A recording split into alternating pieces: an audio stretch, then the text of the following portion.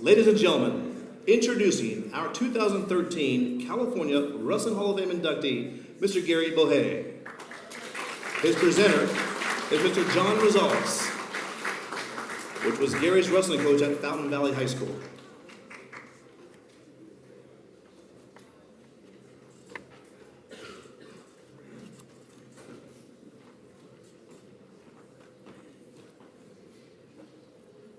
Gary wrestled at Fountain Valley High School, where he was a Southern Section champion and a two-time state CIF place winner. Gary wrestled at Arizona State University and became a NCAA Division I All-American. He achieved greatness as a freestyle wrestler, where he won the Canada Cup and represented Canada in the Olympic Games in Seoul, Korea. Gary was a world silver medalist at the 1989 World Championships in Switzerland, losing to Olympic champion John Smith. Ladies and gentlemen, inducted into the 2013 California Wrestling Hall of Fame, Mr. Gary Bohay.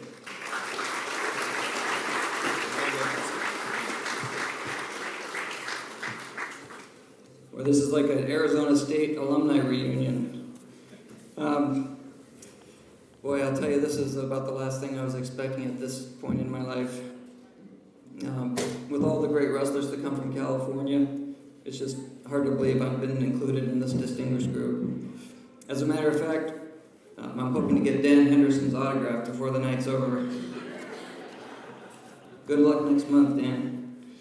I was reading recently about the NCAA tournament statistics from this last year and learned that the state of California had 7 NCAA All-Americans, only second to Pennsylvania and Ohio, which really speaks volumes about the strength of of California wrestling. Sorry.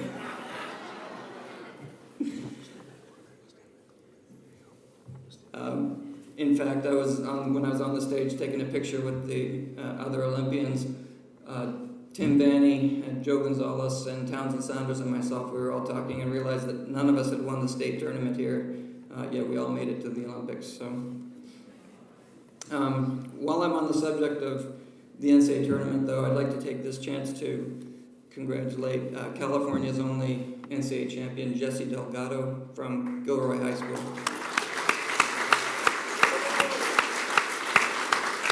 If any of you watched that match, it was just incredible. You should YouTube it.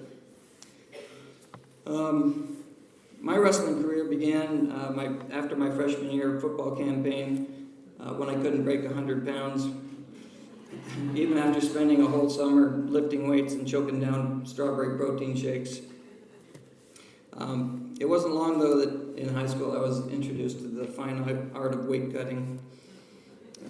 I tried to maintain a 105-pound stature throughout high school, and that didn't work very well. I remember years around Thanksgiving and Christmas, the family would be at the table enjoying their turkey and stuffing and potatoes, and I'd be sitting there eating a hamburger patty and a piece of lettuce.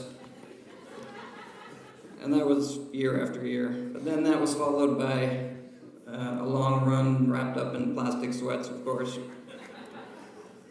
And then I had this recurring dream while I was cutting weight, this dehydration dream where I would find myself laying at the bottom of a pool and just dreaming that I could drink all the water I wanted. I had that dream constantly. I do have some really good wrestling memories, though, especially high school when at the state tournament my senior year, some friends and family, we all piled in an RV and we went up and spent the whole weekend, as we did every weekend, in a gym full of smelly teenage boys. Great fun for the family.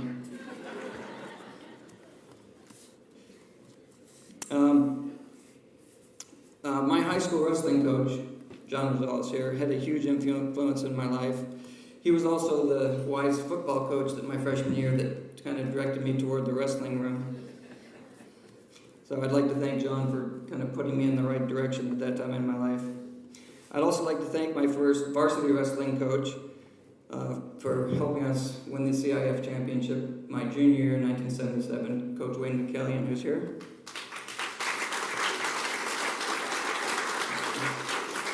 Also, a couple of my favorite old teammates from Fountain Valley, Larry Budgeon and Steve Barrett over here, and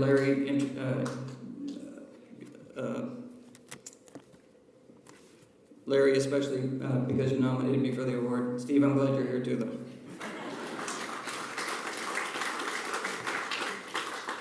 After high school, I ended up at UCLA.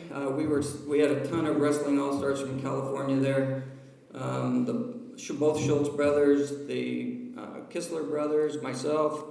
We had Fred Bona, who was UCLA's only NCAA champ. He was a native Californian. We were right on the verge of national prominence. We had taken 8th, I think, my sophomore year in the NCAAs, and they dropped the program for Title IX. That was when the Schultz brothers ended up going to Oklahoma, and myself and the Kistlers went to Arizona State. We were lucky there to be coached like Mr. Schuler was there by legendary Bobby Douglas. I was pretty lucky as I was able to continue my wrestling career for about 8 years after college. I ended up joining the Canadian team as I was born in Canada. That's when I really perfected the weight loss game. I remember the night before I faced John Smith in the 1989 Worlds in Switzerland. He and I were losing weight together, and I ended up losing 11 pounds in about an hour for that weigh-in. Those were good times. I think the toughness and the determination and the discipline that I learned in wrestling is what really helped me get into medical school and helped me wrestle all the way through my medical school career. Now, I've been a doctor and I'm happily married for 20 years, and I've got 2 good, nice kids here to support me.